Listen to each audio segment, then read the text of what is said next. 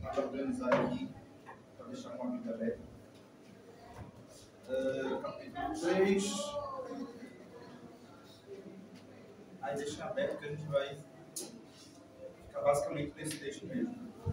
Capítulo 1.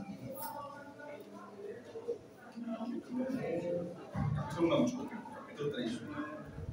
Na verdade, esse delay, sério. Capítulo 1. Meu Deus, eu tô falando capítulo 3. Aí, perdoa, eu tô sono aí. Mas é capítulo 3, versículo 1 ao 4. É o versículo 1 ao 4.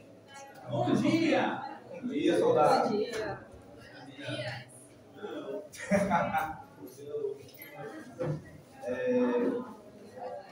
Pois bem, eu vou fazer a leitura e aí a gente começa a descer os nossos comentários mais gerais. Qual é, pois, a vantagem do judeu? E aí, qual é a vantagem? Surpresa, cheio de welcome. Veio dizer, esse conto é lendário. Ei, Alisson, esse conto é lendário. Tem que ser. Pegar uma cadeira dele. Essa daí tá quebrada. A minha história é bom. Mas ele coloca assim, ó. Qual é, pois, a vantagem do judeu? Ou qual é a utilidade da circuncisão? Muita. Sobre todos os aspectos. Primeiramente, porque aos judeus foram confiados os oráculos de Deus. Daí, e se alguns não tinham fé, sua falta de fé deixará sem efeito a fidelidade de Deus? De forma alguma. Que seja Deus verdadeiro e mentiroso todo homem, como está escrito, para que sejas justificado em tuas palavras e prevaleças quando vieres a julgar. Então aqui a gente tem 4 versículos, dando continuidade àquilo que a gente tem estudado na carta aos Romanos. E só para a gente poder retomar, a gente vai dizer assim, está no capítulo 3. Só que o capítulo 3 ele não acontece por acaso. Ele está pegando a onda do capítulo 1 e do capítulo 2. E o que é que aconteceu no capítulo 1 e 2? No capítulo 1 a gente viu que Paulo fez a sua introdução, direcionando diretamente aos gentios, ou seja, aquele que não é judeu. Só que aí ele começa a falar desses gentios em geral. Começa a falar que eles receberam a revelação geral, como a gente chama, revelação natural. Ou seja, a criação revela que existe um Deus. A criação revela que existe um Deus.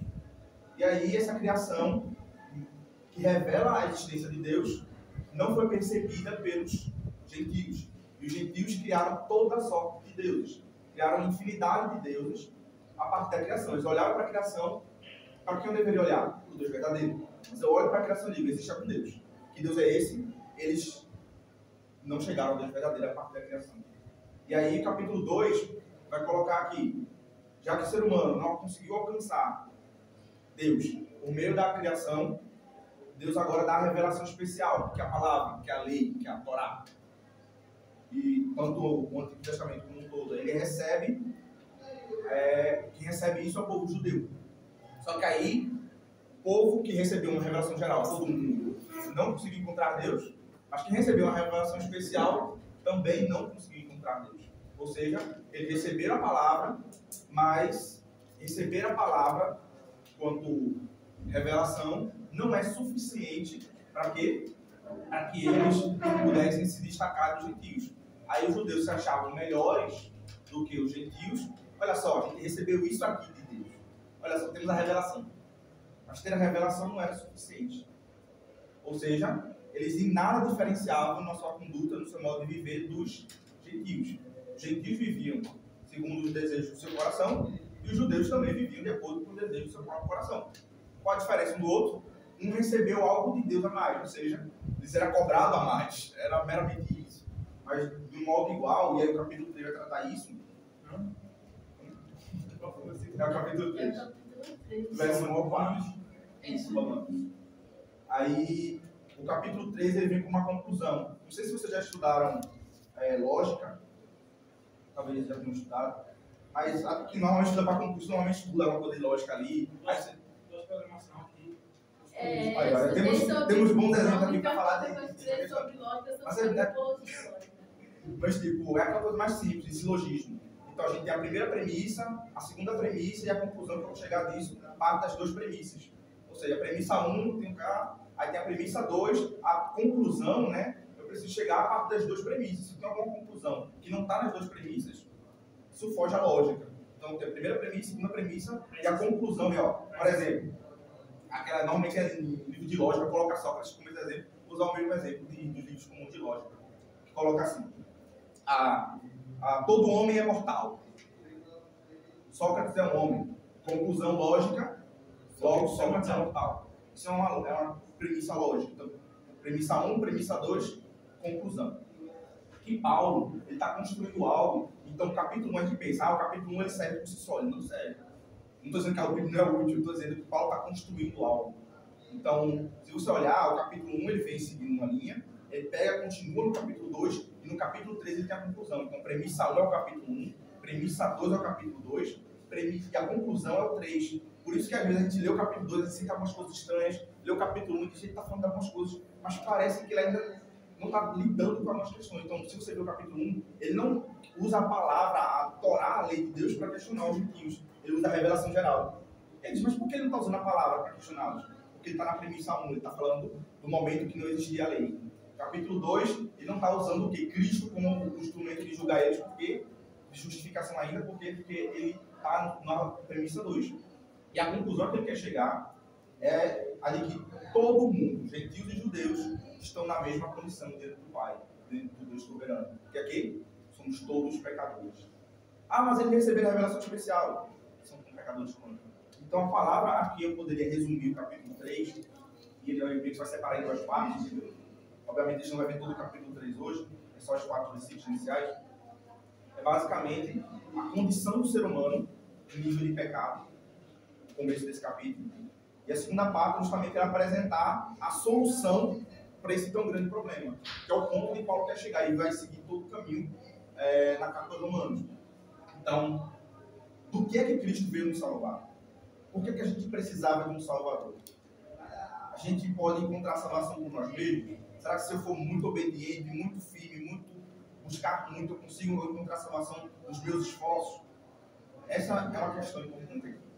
Porque os judeus, eles acreditavam que, porque eles receberam a lei, e eles se esforçando para cumprir todos aqueles ritos e obedecer a lei dos seus próprios esforços, eles conseguiriam encontrar salvação. E aí, o Antigo Testamento inteiro é a grande prova, a gente falou disso na aula passada, né? E Gálatas, Paulo fala isso com muito mais excelência, com muito mais detalhe. O Antigo Testamento é a grande prova de que ter recebido a lei não foi suficiente para eles encontrarem a salvação. Porque se a gente lê o Antigo Testamento, você vê um movimento literalmente desse nível assim. Mas por quê? Porque o povo está aqui em momento de derrocada, de pecado, de tristeza, de angústia, de sofrimento. Deus literalmente pega eles daqui, coloca eles aqui. Salvei vocês. Tirei vocês do sofrimento. Tirei vocês da condição de pecado. Aí o povo faz o quê? Volta para cá. Aí Deus fala de novo, pega de novo, volta para cá. Aí o povo vai fazer o quê de novo? Volta para cá. E é o Antigo Testamento inteiro. Deus tirando ele de baixo, colocando ele em cima e o povo voltando naturalmente para baixo. Por quê? Essa aqui é a questão. Por mais grandioso e maravilhoso que seja o nosso Deus, o nosso coração, ele é tão pecador que a gente não quer o nosso Deus. E não é o problema, não é ele. O problema é o nosso coração. E a gente vai ver, ao longo desse capítulo 3, justamente isso. Deus sendo maravilhoso como é, e nós constantemente, inteiramente, se voltando contra ele. A humanidade como um todo se voltando contra o Deus que é maravilhoso. Então, aqui no capítulo 3 a gente vai ver a condição do ser humano. A gente tem uma palavrinha técnica para isso, que é depravação total. Então, quando a gente fala de depravação total, esse termo mesmo, esse termo técnico teológico, está dentro de uma doutrina bíblica, que é a hamartiologia, que é a doutrina do pecado. Hamartio é pecado no grego, biologia você entende como estudo. Biologia é o estudo da vida, tá? Então, a hamartiologia, dentro da teologia, é o estudo do pecado. Então, por exemplo, assim como a cristologia é o estudo da pessoa de Cristo, uma pneumatologia é o estudo da pessoa do Espírito Santo, assim como a teontologia é o estudo do ser de Deus, a bibliologia é o estudo da palavra de Deus. A gente tem, aqui nesse texto, essa noção de hamartiologia, que é a doutrina do pecado. Hamartiologia. Então, quando a gente pensa na ramartiologia, a palavra que mais aproxima para a gente lembrar dessa doutrina é a doutrina da depravação total. E a doutrina da depravação total está bem melhor explicada justamente aqui. Na premissa 1 e 2, capítulo 1 e 2, a gente vê isso sendo construído. E no capítulo 3, ele simplesmente diz assim, ó, é isso aqui que é o ser humano. Obviamente, eu não estou no 9 ainda, no 9 ao 18, se eu for dentro do versículo 19 ao 18, aí você realmente tem mais certeza, mas indo sem dúvida nenhuma. Mas a gente não vai estar lá ainda, infelizmente. Mas a doutrina da depravação total, ela nos indica o seguinte, de que o ser humano não é pecador porque peca. Ele peca porque é pecador. Aí você não entendi nada do que você falou. A ordem é inversa porque nós já temos a inclinação para o pecado. Nossa natureza é pecaminosa. Se nós lemos inúmeros textos da Escritura, nós vemos, não dá para ler especificamente, a gente vai entrar no texto, mas se você olhar para vários textos da Escritura, ainda no Antigo Testamento, que nós não nos tornamos pecadores ao longo da vida. Nós nascemos pecadores. A nossa natureza é pecaminosa. Nossa inclinação é pecaminosa. E eu digo até mais. Quando estamos longe de Cristo, não é que pecamos. Tudo que fazemos diante de Deus é pecado. Quando estamos longe de Cristo. O próprio ato de não crer em Cristo não me torna alguém que me desagrada a Deus. Porque a palavra de Deus diz assim, ó, sem fé é impossível agradar a Deus. Ou seja, tudo que eu faço, sem ser por fé em Deus, é pecaminoso. Então, que desagrada a Deus. Ah, mas eu fiz. Mas você fez por fé? Não. Ou seja, um ímpio, não é que ele peca de vez em quando ele faz alguma coisa de errada. Não. A vida dele inteira é uma constante pecado, diante de Deus. Ou seja, mas ele foi para o inferno, mas ele não bebia, não fumava, não sei o quê. Ele até vivia uma vida regradinha, só não ia para a igreja. Na verdade, toda a vida dele, o motivo dele viver uma vida regradinha não era para a glória de Deus. Portanto, a vida dele era uma vida de pecado constante contra Deus. E a gente começa a entender que não é simplesmente quebrar algumas regras, mas é uma vida de constante oposição, uma vida de eu que estou no alvo. Ele é o próprio Deus da própria vida. E quando a gente não vive uma vida por fé, a gente está nessa condição. Ou seja, a mensagem disso aqui é, a depravação nos diz, somos muito mais pecadores do que a gente acha que é. Somos muito piores do que a gente acha que é. Então, quando a gente para olhar realmente, olhar os mandamentos de Deus, com mais sinceridade e espiritualidade, vai dizer, caramba, eu sou muito mais pecador do que eu acho. Tem muito mais coisa que eu tenho transgredido do que coisas que eu tenho acertado. E é por isso que todo dia, na oração do Pai Nosso, diz o quê? Perdoa as minhas dívidas, como tenho perdoado as dívidas dos meus, aqueles que eu ofendi. É bem assim, não, mas a grande sacada é essa. A gente olhar e pensar, por que todo dia, diariamente, eu peço perdão? Porque diariamente é algo que eu preciso melhorar. Hoje eu sou mais santo do que eu sou ontem. Mas eu preciso ser mais santo amanhã do que eu sou hoje. Porque a luta pela santidade, ela não vai acabar. Estou santo agora, estou só tenho que manter. Não é sobre manter, é sobre crescer diariamente. Não é, eu estou santo 100% agora, só tenho que manter isso aqui. O padrão já está elevado, o padrão já está, já estou no padrão. Não é. A gente precisa entender que nós somos mais pecadores do que achamos que somos. Então, quando a gente entra no texto, o texto diz assim para nós. Daí, diz assim, qual é, pois, a vantagem do judeu? Ou qual é a utilidade da circuncisão? Muita. Sobre todos os aspectos. Primeiramente, porque aos judeus foram confiados os oráculos de Deus. Esses dois primeiros versículos, eles nos apresentam aqui. Vocês podem perguntar, pode falar alguma coisa também, não tem problema. Qual é, pois, a vantagem do judeu? Ou qual é a utilidade da circuncisão? Ele está dando continuidade àquela questão. Porque no capítulo 2 ele diz, olha, já que não tem diferença nenhuma entre judeu e gentio, os dois estão na mesma condição de pecado, qual é a vantagem de ser judeu, no final das contas? Aí Paulo está respondendo essa pergunta. E a resposta é bem simples. Paulo vai lá e diz, muita sobre todos os aspectos. Primeiramente, porque aos judeus foram confiados os oráculos de Deus. E é curioso, por quê? Tem algumas palavras aqui que são importantes a gente pensar. Primeiro, no versículo 1, ele falou circuncisão. A gente tratou na aula passada que circuncisão aqui é uma figura de linguagem. E vai ficar um pouco mais difícil porque é explico mais detalhado na aula passada. E aí na aula de hoje a gente vai retomar de modo mais sucinto para não tomar tanto tempo. A circuncisão aqui é uma figura de linguagem. A gente chamou de metonímia. Então, quando ele fala a utilidade da circuncisão, obviamente ele não está tratando somente da circuncisão. É uma metonímia. O que é uma metonímia? Ele usa um aspecto específico para se referir ao todo. A gente usou um exemplo na aula passada, que é, por exemplo, quando você se refere a alguém com um apelido de cabeça. Por exemplo, ah não, vou na casa de cabeça. É óbvio que você não vai na casa de uma cabeça que está lá flutuando naquele lugar. É óbvio. É uma metonímia. Por que é uma metonímia? Porque eu estou usando uma parte para representar o todo. Não sei se vocês percebem isso, não sei se faz sentido na cabeça de vocês. Mas a metonímia é essa figura de linguagem. Ele usa uma parte para se referir ao todo. Outra metonímia que a gente usou, estava no capítulo 2, é quando a gente diz assim, ó, a letra. Vocês estão apegados à letra. O que significa isso? Significa a Bíblia toda? Não, ele está falando da lei. Letra é uma metonímia para a lei. Obviamente a lei ela é formada por várias letras e várias palavras. Só que é uma metonímia porque eu uso a palavra letra para me referir a todo o que está escrito na lei. Então, ó, a letra é a lei. Então, percebe? A lei é escrita com várias letras, mas eu uso letra simplesmente para me referir ao todo da lei. A mesma coisa aqui. Circuncisão é uma metonímia porque não é toda a lei. Toda a lei não está falando, ó, circunciso, pronto, acabou a lei. Não é isso. Mas ele usa a circuncisão como metonímia para se referir a toda a lei.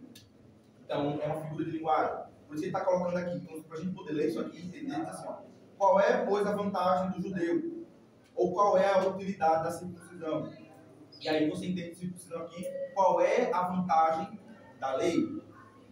Porque ele faz esse paralelo. O paralelo da circuncisão como um elemento que eles davam mais importância de toda a lei. E aí, ao invés de falar lei, eles falam circuncisão como essa metonímia, como essa figura de linguagem. E aí ele vai dizer, qual é a utilidade da lei? Ele vai dizer muita, sobre todos os aspectos. Primeiramente, porque aos judeus foram confiados os oráculos de Deus. Então ele vai dizer, qual a utilidade da lei? Qual a utilidade da circuncisão que faz parte desse conjunto todo da lei? Ele vai dizer muita, sobre todos os aspectos. Primeiramente, porque aos judeus foram confiados os oráculos de Deus. E aí, minúcias mesmo, a primeira palavra que a gente pode observar com um pouco mais de detalhes é a palavra todos, inclusive. A palavra todos aqui no contexto de Romanos, e ela vai aparecer muito, ela aparece, e todos é uma palavra um pouco complexa, porque a gente pensa todos, e a gente já diz, não, todos é só todos. Tá tudo bem, é todo mundo. Mas até no português a gente vai ter uma complexidade.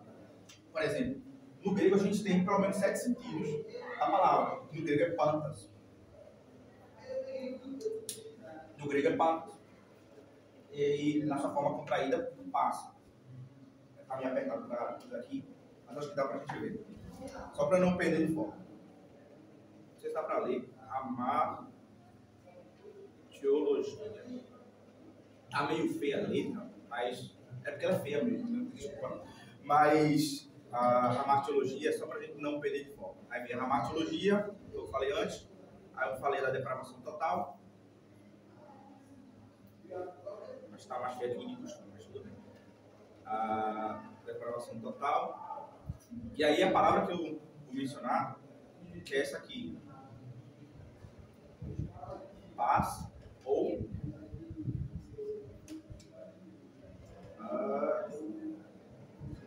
pantas no grego. Paz ou pantas.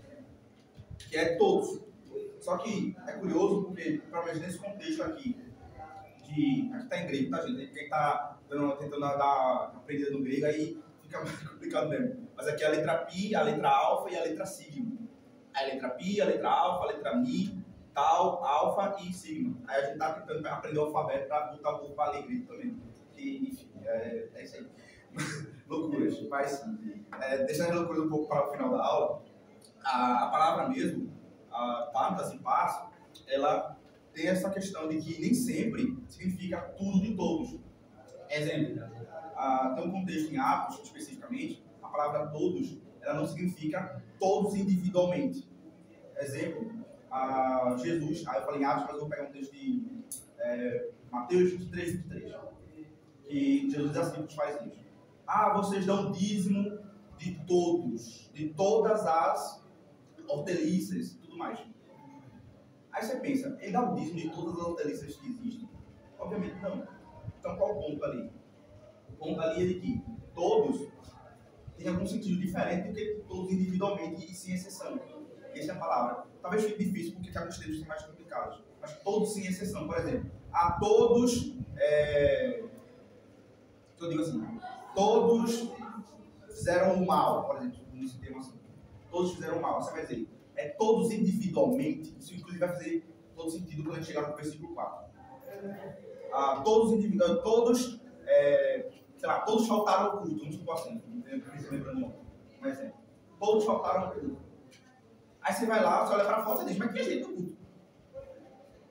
Ele realmente queria dizer que todo mundo faltou ao culto? Quando ele diz todos, significa que todos faltaram ao culto, individualmente mesmo? Não. Mas ele quer dizer que todos em si não estão. Isso, um grupo grande, uma totalidade, faltou. E no grego, dentre os 7 sentidos, não dá para falar de todos, mas um dos sentidos do grego, e é o que a gente vai aplicar aqui, é o sentido de todo tipo. Como assim? Nesse caso lá da hortaliça. Jesus diz, olha, vocês dão dízimo de toda a hortaliça. Eles não pegavam todas as hortaliças do mundo e davam dízimo de todas elas. Eles davam dízimo de todo tipo de hortaliça. Aí ele cita exatamente isso, do endo, do cominho e da hortelã. Ou seja, não se dava dízimo de todo tipo de hortaliça. Só que aí eles, para serem mais superiores, se sentirem superiores, eles começaram a dar o dízimo de coisas que não se dava dízimo. Do endo, do cominho e da hortelã. Aí vocês são tão zelosos com a lei e faz coisas que Deus não pediu para que vocês fizessem, mas vocês não fazem o essencial. Vocês não fazem o quê? A questão da justiça, do amor e da fé. Então, ele estava criticando os fariseus, não é o nosso foco, mas esse assunto. Mas o ponto que eu quero mencionar é esse. O Pantas, ele não está lidando simplesmente com todo mundo individualmente. Olha, se falou todos, Deus está dizendo que é individualmente cada um, necessariamente. Pode ser, em algum contexto, mas nem sempre. Então, a gente precisa atentar para o contexto na questão, porque a gente precisa pensar, peraí, mas será que o texto está dizendo isso? Então, nesse caso aqui, ele diz assim, ó, muito sobre todos os aspectos, assim, ó, então todos os aspectos do mundo, tá relacionado aqui não, mas é todo tipo de aspecto. É como a gente entende todos aqui. Então, pantas aqui no grego, tá? E muita, mas sobre todos os aspectos. Aí vai começar a falar que aspectos são esses. Aí você vai dizer, mas não todos os aspectos individualmente no mundo. Mas ele está tratando de todo tipo de aspecto. Então, na carta aos Romanos, todos vai aparecer na sua totalidade de vezes, nesse sentido, de todo tipo. Porque quando ele fala a todos, as pessoas, vai dizer o quê? Gentios e judeus. Todo o quê? Todo tipo de situação. Então, não é individualmente, como você pensar, sabe? Cada coisa individualmente no mundo, assim. E aqui é exatamente isso. Sobre todos os aspectos, todo tipo de aspecto. E ele vai começar a explicar esses aspectos. Aí, primeiramente, porque aos judeus foram confiados os oráculos de Deus. E aí, se vocês tiverem tudo, vocês podem falar, tá? Porque eu sei que a coisa está meio rápida, assim, e não acompanhando tudo fica um pouco mais complexo mesmo. E outra coisa, por exemplo, outra palavrinha que eu vou colocar, para tentar se caminhar no caminho de Paulo, é outra palavrinha aqui, que é um pouquinho mais simples, mas que é cadê? É o porque, por exemplo, na nossa tradução tem aí primeiramente. Aí essa proton, ele está indicando o seguinte pra gente. Por exemplo, aí não sei se alguma tradução está diferente. Aí vocês, se tiver alguma diferença, vocês podem dizer, tá? No versículo 2. Diz assim, ó, primeiramente. Não sei se está diferente nas de vocês. Tem algum outro texto? Primeiramente? Muita sobre todos os aspectos. Como? Muita sobre todos os aspectos. Não, estou dizendo assim depois que a gente leu. Primeiramente. Depois é muito sobre todos os aspectos, primeiramente. Principalmente aqui. Principalmente, gostei. A tua Bíblia é a revista atualizada, né? A tua revista atualizada, perfeito. A Bíblia eu gostei da... Em primeiro lugar, na NVT está em primeiro lugar. Na de Alisson é a revista atualizada. Se eu não me engano, é a... Principalmente. Tá principalmente. Alguma outra tá principalmente também? Principalmente. Então, essa que é a sacada. Aí digo, é só uma notinha, porque nem todo mundo está acompanhando o grego com a gente, mas, por exemplo, um motivo da importância, porque eu acho legal, que a gente coloca, inclusive, no EBD, da gente aprender o alfabeto, da gente aprender grego, porque, por exemplo, Vai ter tradução aqui, inclusive, aqui ele menciona aqui, primeiramente.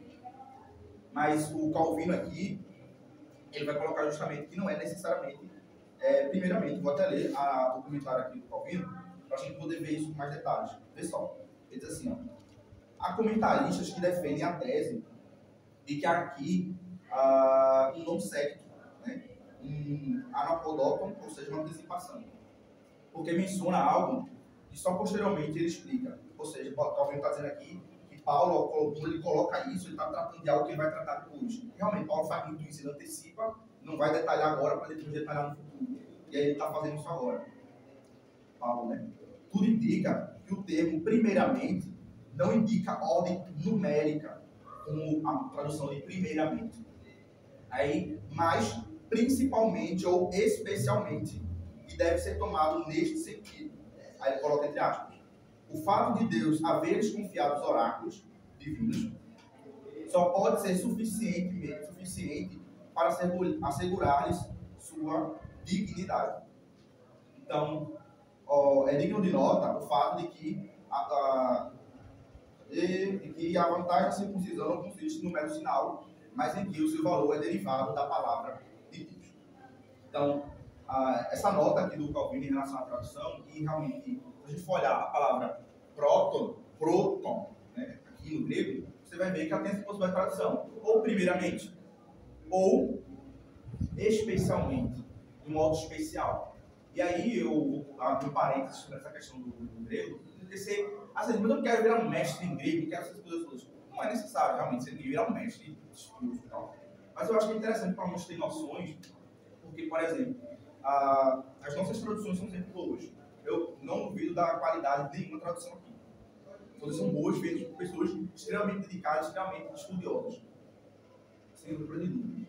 Mas, por ser uma tradução, eu sempre gosto de usar esse exemplo, até usei na aula com Duda, não sei se Duda vai lembrar. Mas, por exemplo, a questão da roupa, como eu mencionei, uma roupa feita sob medida para alguém, ainda que a pessoa vá e use em outro contexto, para outra pessoa, você vai sentir que vai ficar um pouquinho mais folgada, vai ficar mais apertado. Por quê? Porque foi feita sob a medida do corpo daquela pessoa. Isso acontece muito em línguas. Por que é interessante a gente aprender as línguas originais? Eu digo, um filme que você vê em português, você vai ver em inglês, você diz, cara, ele fala isso, eu não sabia que ele falava isso no filme original. Por quê? Porque na língua original, nem tudo dá para traduzir literalmente. Por exemplo, no grego tem tempos verbais que não existem no português. Tem paulista, a gente traduz como? É uma discussão interminável para a gente poder entender no que traduz. No português a gente tem pretérito perfeito, pretérito mais perfeito, pretérito imperfeito, perfeito. A gente tem o quê? Presente futuro, presente futuro não, é o futuro do presente, o futuro do pretérito. Estou quebrando a vida em português. Mas veja, os tempos verbais, tem esses tempos lá, então pretérito, tem o presente, tem o futuro, a gente tem todos os tempos. Eu pensei que só o português que tinha isso aqui. Aí no grego não tem o futuro do pretérito, só tem o futuro normal e tem um tempo a mais, que é o aorista. E aí é uma discussão, na maior dos tempos, a gente traduz o aorista pelo quê? No português a gente tem 3 modos verbais, a gente tem o modo indicativo, o modo subjuntivo, o modo imperativo. No grego a gente tem um modo a mais, o modo optativo. E aí quando ele vai traduzir, diz, peraí, mas não tem optativo no português, a gente traduz como? Aí eu preciso provavelmente de uma noção de quê? Do original, para dizer, aqui eu sei que ele traduziu isso, mas no original isso não existia lá. Então eu preciso ver o equivalente para ver isso. Então, quando a gente fala do grego, fala dessas questões, não é simplesmente aparecer. Às vezes pode ser. Aí tem que olhar para o nosso coração e ver realmente se não é para aparecer. Pode ser no meu caso, eu tenho que orar para ver se Deus realmente não está, se eu não estou lidando com isso. Mas a questão é que o português não é o grego. Então, mesmo para qualquer língua, a melhor tradução do mundo ainda não é a mesma coisa do original. E nunca vai excluir o original. Um filme em inglês.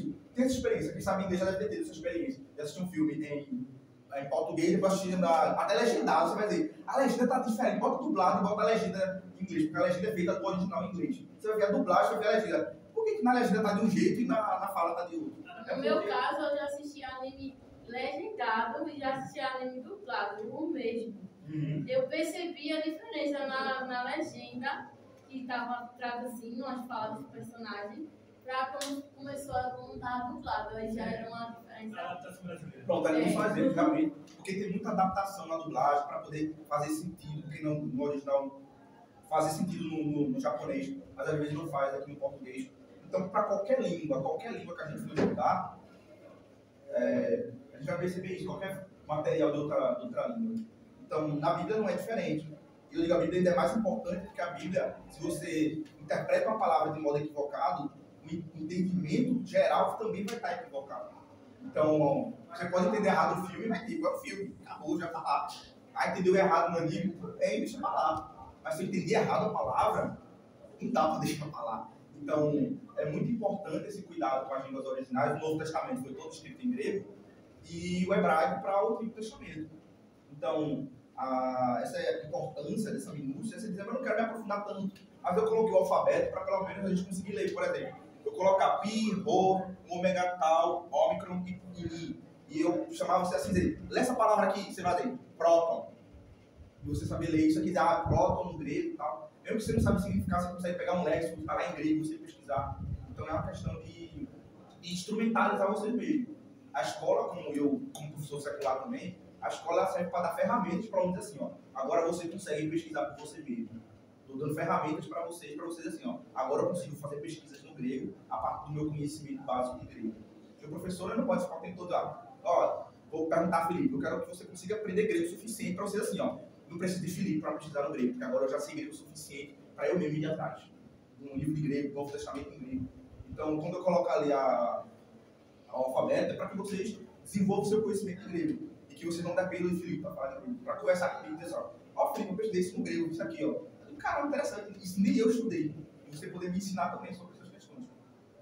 Porque eu não sei de tudo.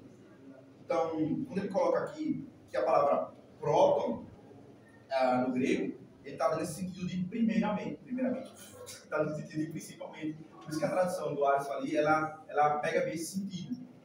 E a outra tradução vai colocar em primeiro lugar, mas realmente esse sentido de a coisa mais importante, a coisa principal. Então ele diz assim, aí ele diz, principalmente porque aos judeus foram confiados os oráculos de Deus. E aí a gente pensa, ok, essa é parte principal, esse assunto que ele está falando agora é de todos os aspectos, ele falou, todo tipo de aspecto, mas tem um aspecto aqui principal. Qual é esse aspecto principal? É o fato, porque aos judeus foram confiados os oráculos de Deus.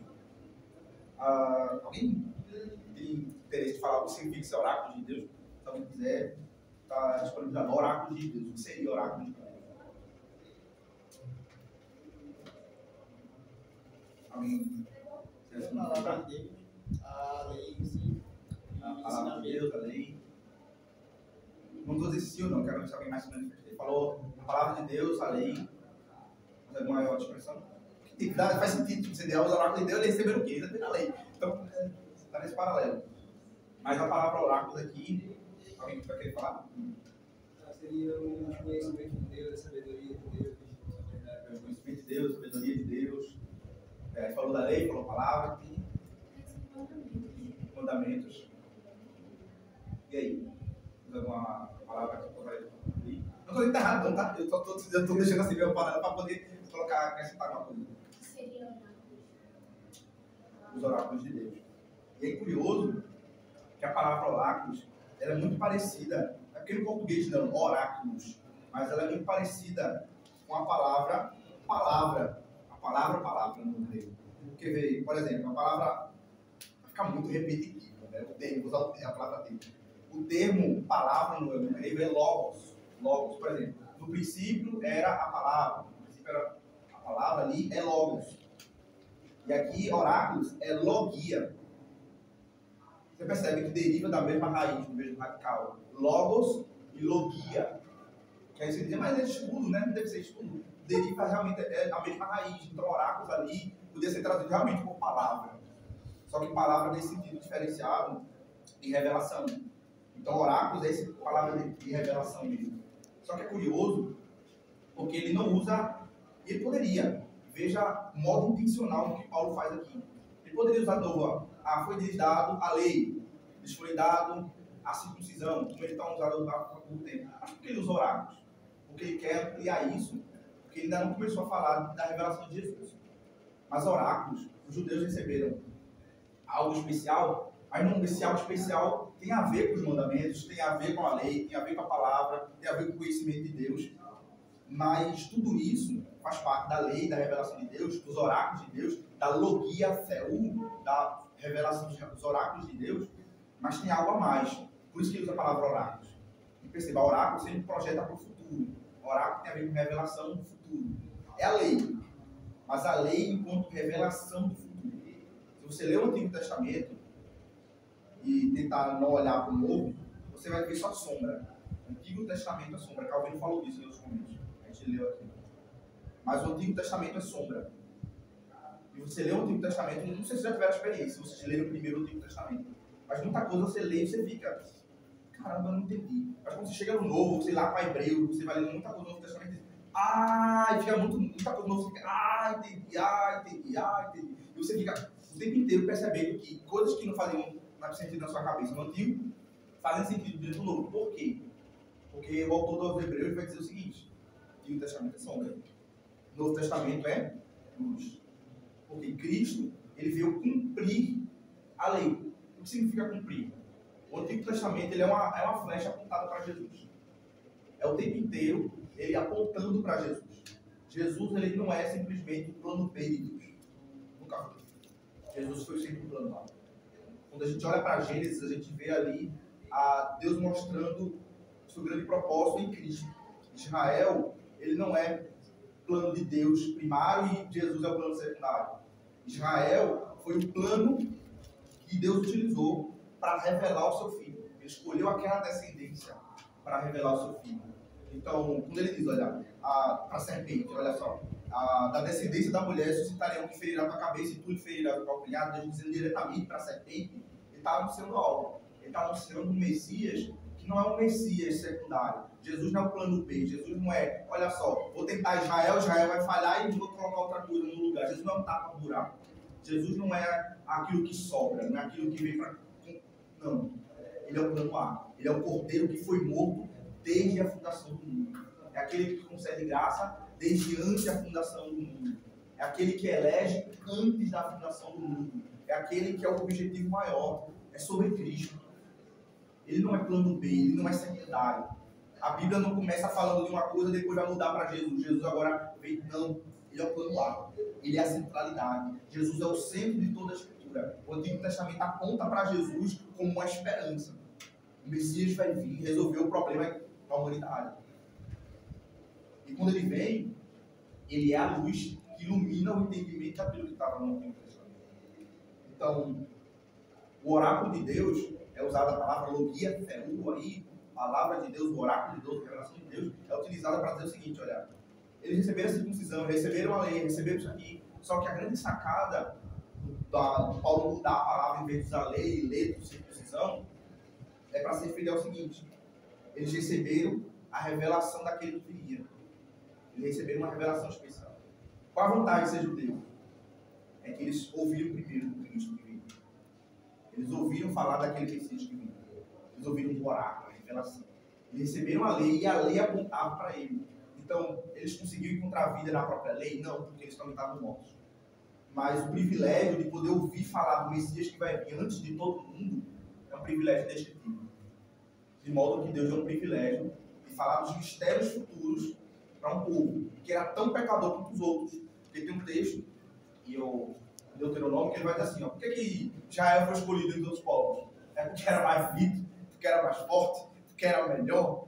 Ele vai dizer, nada disso. Ele não era nem mais bonito, não era nem mais forte, não era nem mais interessante. Não tinha nada no povo de Israel que fizesse Deus escolher o povo de Israel. Por que Deus escolheu Israel? A palavra é pura e simplesmente graça. Deus escolheu o povo de Israel porque escolhendo um povo fraco. E quando esse povo fraco triunfasse, o que aconteceria? Não tem como esse povo fraco ter feito isso. Era um povo escravo, pastoril, um povo que não tinha poder bélico. Não existiam soldados em Israel, na terra de Gósen, lá no Egito. Quando um povo escravo, pastoril, que não tem soldados, derrota a maior nação da antiguidade, o pessoal de Jericó tem que falar somente uma coisa. Por isso que Raabe tem que dizer, Deus deles é muito poderoso. Como é que um povo fraco, escravo, pastoril, que não tem soldados, vence a maior nação daquela época? Não tem mérito para você atribuir àquela nação ali, não. Você só pode dizer, foi um Deus que mandou cair pedras flamejantes do céu, foi um Deus que matou todo o primogênito, foi um Deus que fez brotar rãs daquele lago, foi um Deus que transformou água em sangue, que fez o dia virar noite e a escuridão ficar por um período de tempo no Egito. É você olhar para o Deus daquele povo e dizer, o povo é fraco, mas o Deus é muito forte. Não tem como você olhar para o povo e dizer, olha só, que povo forte. Você olha para o Deus dele e diz, que Deus forte, que Deus poderoso. Ou seja, você olha para Israel e você diz, que povo para se afastar de um Deus poderoso. Mas é um Deus poderoso que sempre se manifesta e diz, olha só, é dele, não é das pessoas. E o povo perecia porque achava que ele era o povo bambambam. E aí perecia. Mas quando eu olhava para Deus, é o Deus que é Deus forte. Então, era apontando para o Messias que viria. E aí, no versículo 3, ele vai dizer o seguinte. Daí, e se alguns não tinham fé? Porque eles receberam o oráculo, receberam a revelação do Messias que viria, receberam o mandamento, receberam o conhecimento, receberam a lei. Mas aí, muitos deles não criam. Talvez não no sentido que a gente entende, né? Ah, mas eles acreditavam na lei, no mandamento lá e tal. Mas, como eu disse, fé, e é como a gente vai entender fé até no livro de Romanos, fé não é simplesmente acreditar. Eu acredito nisso aqui. Isso não é fé salvífica. Eu acredito que Jesus existe. Que bom. Demônios também acreditam. Demônios também acreditam. E nesse sentido não me diferenciaria nada de demônio. Mas o ponto aqui forte para nós é. Então a questão é, não é meramente acreditar. Fé, inclusive no grego, eu não escrevo aqui não dá tempo, mas é pistel, é o verbo grego. A gente vê quando aparece no grego, na tradução, crer. No grego ali é pistel, aí a gente pensa crer. Aí depois aparece a palavra fé, que é pistis. No português isso dificulta a nossa vista completamente, porque crer parece que é uma coisa e fé é outra coisa. Mas no grego é o mesmo radical. Crer é pistel, é o ato de ter fé. E fé é pistis, que é a própria fé. E fé seria até melhor traduzido como confiar. Confiar. É acreditar também. É saber também. Mas o sentido mais profundo de pistis e pistel, que é fé, no grego, é confiar. Ou seja, você pode até acreditar, mas se não há confiança, você percebe que confiança é um ato de entrega. Por isso que pistel é muito importante no grego, por isso que é pela fé. E é uma fé de um jeito que não pode ser produzida por corações humanos. Porque, perceba, pistel, confiança. O que é confiar? É eu me jogar sabendo que eu não vou ter dano. Sabe aquela bela brincadeirinha, né, do pai, que o filho está lá em cima do negócio assim e diz, pula. Ele vai lá e não pula. Por quê? Porque ele não confia. Ah, mas eu confio. Mas essa confiança ainda não é plena. Confiar é literalmente, é um ato de entrega.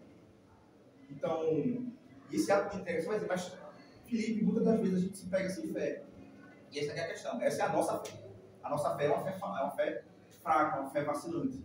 Por isso que a fé salvadora não é uma fé que procede do nosso coração. É uma fé que procede de Deus. Por isso que Cristo é o autor. Quem é o autor? É quem produz.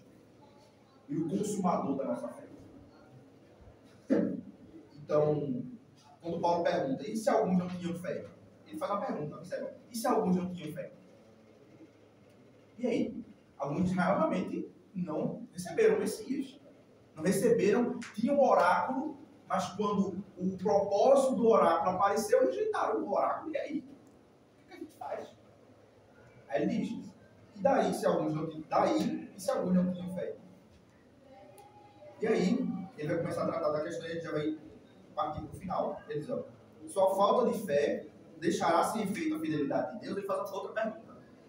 Ou seja, o povo de Israel, muitos deles não creram. A falta de fé do povo de Israel, o desvio de Israel, vai fazer com que Deus seja infiel?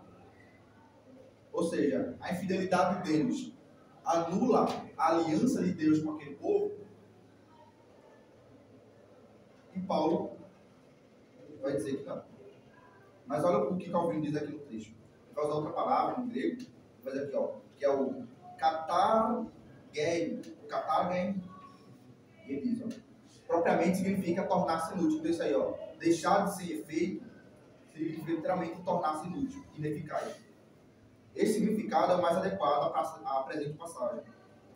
A indignação de Paulo é não tanto se a incredulidade dos homens impede a verdade de Deus de permanecer inerentemente inabalável e imutável, mas se seu efeito e cumprimento entre eles podem, por isso, ser obliterados.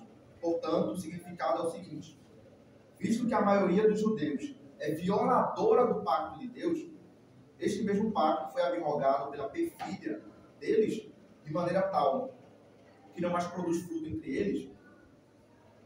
Ele está dizendo o seguinte: olha, o povo foi infiel com Deus. O povo foi infiel. O povo foi infiel, real.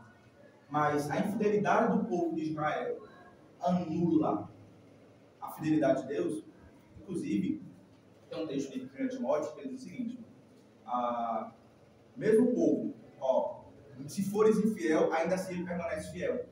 Mas isso é coisa estranha, porque a grande questão aqui é que tem uma música que, inclusive, é extremamente equivocada na nossa moda de cantar. Eu acho que a gente já cantou aqui. Eu acho que eu já até respondi isso na minha cabeça. Mas, diz assim, ó. Tem uma música que é assim, ó. Tu és fiel, Senhor. Eu sei que tu és fiel. Mas tipo, aí, qual é o caminhar dessa música? És fiel? Amém. Tem uma parte da música que ela faz assim: e ainda que eu não mereça, permanece assim. Essa parte é verdade. Essa parte é verdade, porque é real. Mas não é por causa de mim. Você se percebe isso? Tipo, a fidelidade de Deus não é por causa de Filipe. Não tem a ver com Filipe. Ou seja, ele não é fiel a mim. Ele é fiel a quem? A sua palavra. E se Deus diz uma coisa, meu amigo, confie. Ele faz. Se Deus ele diz algo, por isso que esse livro aqui não é qualquer livro. Porque se Deus diz, meu amigo, ele diz. Não tem quem fale, não tem quem faça, não tem quem. Deus falou, Deus falou. Acabou. Palavra por palavra. O Senhor Jesus diz no Sermão do Monte, ele diz assim, ó, céus e terra passarão, mas nenhum iota, né? Quem fala iota ali, né? Mas no grego é iota mesmo, a letra iota. Ó, nenhum iota será retirado da lei. Se cumprirá ipsis literis, literalmente. Nenhuma palavra se deixará de se cumprir. Toda a palavra de Deus se cumprirá, porque Deus não é homem para que minta, nem filho do homem para que se arrependa. E quando ele coloca essa fidelidade de Deus não é individualmente a mim. A fidelidade de Deus é aquilo que ele disse. Se Deus proferiu algo sobre nós, esse algo se cumprirá. Ele é fiel à sua palavra. Então, se ele declarou algo sobre Filipe, ele não é fiel a Filipe, porque Filipe é infiel a ele muitas vezes. Porque imagina, vamos olhar para Pedro, por exemplo. Pedro foi infiel a Jesus. Ele negou 3 vezes. Mas Jesus foi fiel à sua palavra. Ele disse que rogarei ao Pai a respeito de Pedro. Por quê? Porque Satanás queria se andar com Pedro. Queria se andar com os apóstolos. Mas ele disse, vou rogar para que você confie nos seus irmãos. Veja, ele usou Pedro como um instrumento de confirmação dos seus irmãos. Se Pedro fosse embora, a palavra de Jesus se cumpriria. Não foi Pedro que foi até Jesus, foi Jesus que foi até Pedro. Ele chegou lá e disse, olha, você me negou, voltou para o lugar onde você não deveria ter saído. Não, pera, deveria ter saído sim. Mas enfim, mas foi mal. Ele voltou para a pescaria. Jesus foi lá e voltou assim, olha, Jesus foi até Pedro. Chegou lá e, tu me amas? Ele, eu amo. Ele apacenta minhas ovelhas. Tu me amas? Então, amo, Senhor. Apacenta meus cordeirinhos. Tu me amas, Senhor? Aí tu me amas, ele. Senhor, tu sabes todas as coisas. Tu sabes que eu te amo. Percebe? A questão aqui é, nós muitas das vezes somos infiéis com Deus. Sinceramente, quantas vezes fazemos isso? Se a gente for olhar para Deus, para a nossa vida e dizer assim, ó, nós fazemos, minha vida tem agradado a Deus, olha só, eu sou top. Se a gente for olhar realmente o que a gente poderia fazer para Ele e o que a gente de fato faz, a gente vai perceber que a gente poderia fazer muito mais. Mas a questão não é essa. Deus não vai te amar mais porque você está fazendo mais. Ele te amou com a morte de cruz. O maior amor que Cristo foi derramado na cruz. Ó, tem isso aqui que eu amo mais, porque isso aqui, ó. Não. Aqueles que foram chamados por Deus, eles estão chamados com amor infinito, que foi o amor derramado na cruz. Ele derramou aquele sangue santo de tal modo que não é Filipe que ele vê. Ele vê agora Cristo. O motivo que Jesus não me mata, Deus não me destrói, é porque ele olha para Cristo. Mas Pai não me destrói, por causa de Cristo. É a fidelidade da palavra. Porque, sinceramente, que eu merecia, não. 5 minutos. 10:40 do tempo. Amém. Então, a grande sacada é essa, a fidelidade de Deus a si mesmo, a sua própria palavra, ao seu próprio oráculo. E aí, avançando para o final, o versículo 4 ele diz que seja Deus verdadeiro e mentiroso todo homem. E aí Paulo ele vai para movimentar seu argumento, ele vai tratar o seguinte, vai citar dois textos do Antigo Testamento, o Salmo 111, versículo 16, 116, versículo 11, e o Salmo 51, versículo 4. No texto aí. Então, quando ele coloca aqui, de forma alguma, que seja Deus verdadeiro e mentiroso todo homem, como está escrito, para que seja justificado em tuas palavras e prevaleças quando vieres a julgar. E aí, no versículo 4, Paulo vai tratar literalmente, a gente citou primeiro na martologia, que foi doutrina do pecado, mas aqui Paulo volta a tratar de teontologia, doutrina do ser de Deus. E eu já estou tratando disso, mas aí Paulo estritamente vai tratar de modo mais claro. Teontologia, doutrina do ser de Deus. E aí, ele está tratando de um atributo de Deus, dentre os inúmeros atributos do Senhor, que é a fidelidade. Ou seja, o homem, ele pode mentir, ele é mentiroso e tudo mais. Mas, Deus ele não mente. Ele é verdadeiro. Isso é, inclusive, o atributo da veracidade e fidelidade. São dois nomes para a mesma coisa. Esse atributo da fidelidade de Deus, da veracidade de Deus, ele expressa da seguinte forma: Deus, ele não é só verdadeiro, como ele é a própria verdade. Ele é a essência do que é verdadeiro. A aletheia no grego é literalmente isso. A essência do que é verdadeiro. Deus é a verdade. Ele é verdadeiro, ele não mente. De modo que, quando ele profere algo, ele cumpre esse algo. Deus não mente.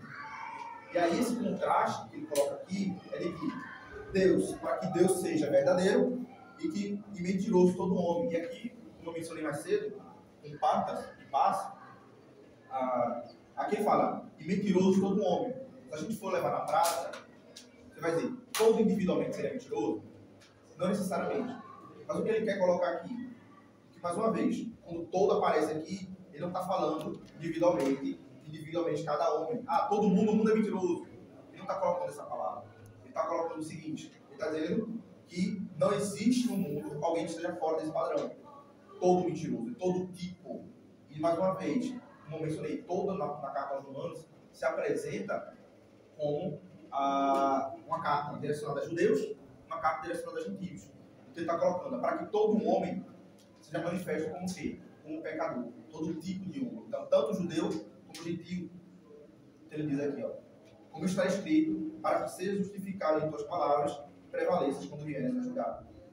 Então, o contraste, e até a gente pode até pensar, o mal existe no mundo, mas a verdade de Deus, diante do seu caráter justo, e a justiça de Deus se manifesta exatamente desse modo, quando a gente olha para Deus, a gente vê um contraste com quem nós somos em pecado.